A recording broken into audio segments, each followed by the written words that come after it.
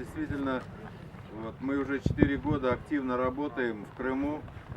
У нас в каждом фактически региональном таком отделении есть наши товарищи, наши участники, наши члены нашей организации.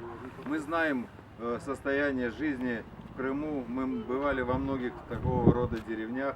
Конечно, где лучше, где хуже, но все, что можно сделать, мы как организация стараемся помочь.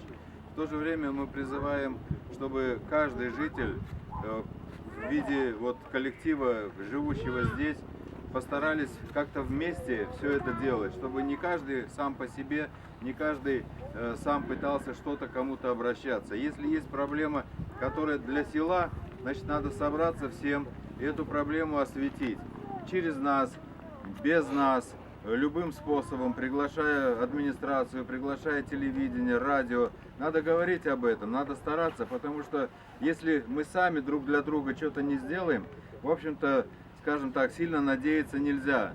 Да, у нас есть правительство, у нас есть президент, который дает возможность, говорит, пожалуйста, мы выделяем столько-то денег по федеральной программе, мы даем вам возможности по избирательному праву, по обращению, пожалуйста, вы должны проявлять свою активность.